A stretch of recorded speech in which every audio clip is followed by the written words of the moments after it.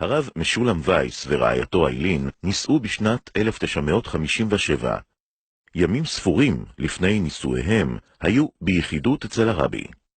So I gave the Rebbe the zettel, and the Rebbe looked at it, read it, and then he looked up, and he said to us, "You read Yiddish?"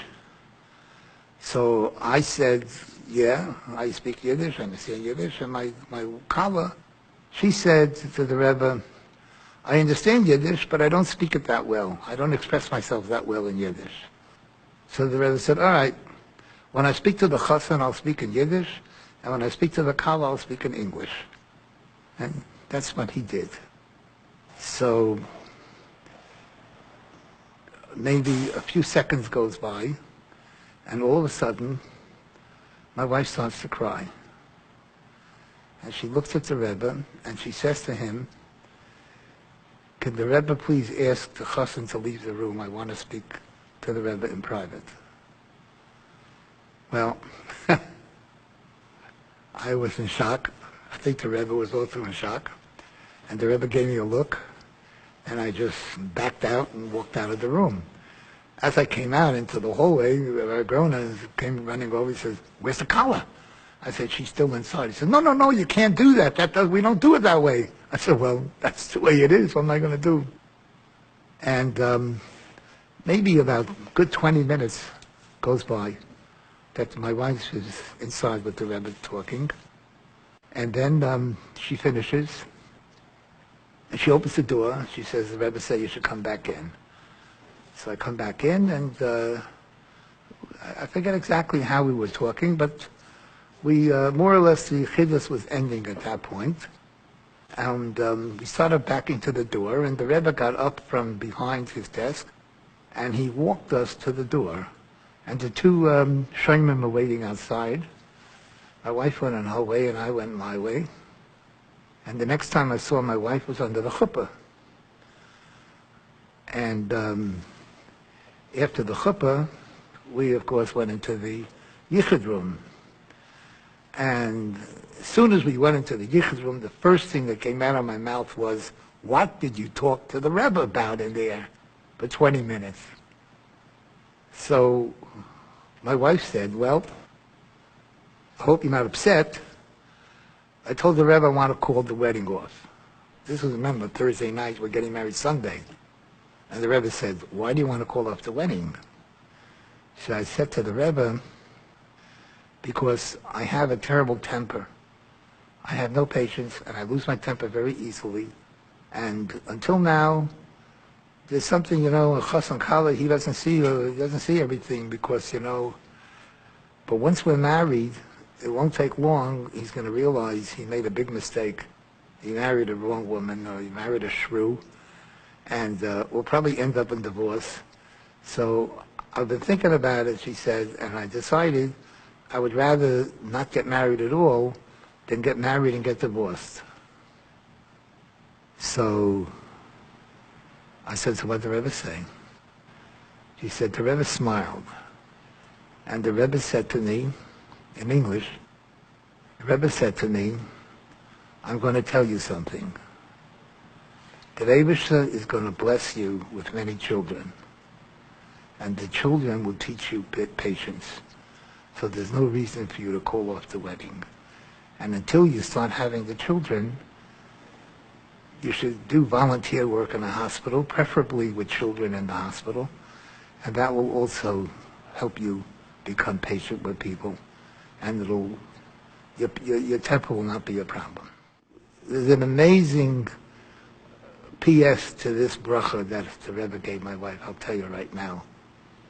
We came back to Miami Beach, and we were there about 6 months. And my 18-year-old Beis Yaakov wife started to become very concerned that she hadn't become pregnant in those 6 months. So she tells me one day, she says, "I want to be examined by a doctor, by a gynecologist." So we asked around, and they gave us the name of one of the leading gynecologists in Miami. And my wife went in for an examination. And after examination, we're sitting in his office. And he looks at us and he says, "Well, I have very disturbing news to give you. He says to my wife, you have a condition that's called an infantile womb, which basically means that your womb never developed. And therefore, it is physically impossible for you to become pregnant, and you're going to be sterile for the rest of your life. So get used to it. My wife went out of there. She was absolutely devastated. So I said to my wife, well, you know, this guy's not the only doctor in town. Let's get a second opinion. So I asked around. I got the name of another gynecologist. And we went to visit him. And at the end of the examination, he said the exact same thing.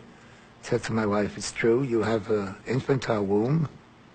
He said, but there's nothing that could be done about it. And that was it. We went home.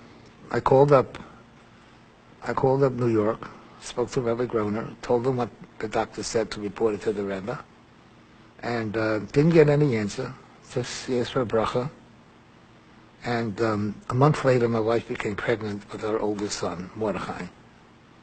The second gynecologist that we went to, he delivered my wife. In fact, he delivered all of our, I don't know if you know, we have 15 children, Kanai Nahara. He delivered all of our 15 children. So my wife at that time was 18 years old.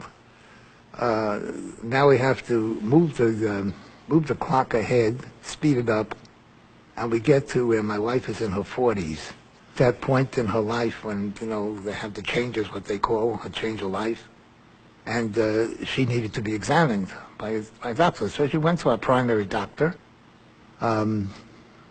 And he suggested, and he gave her the name of, made an appointment for her to see a gynecologist. After examination, he says to my wife, you must be very disappointed, aren't you? And my wife says, disappointed? Why? He says, well, aren't you an Orthodox Jewish woman? And my wife says, yes. He says, well, I know among the Orthodox Jews, it's very important for them to have children.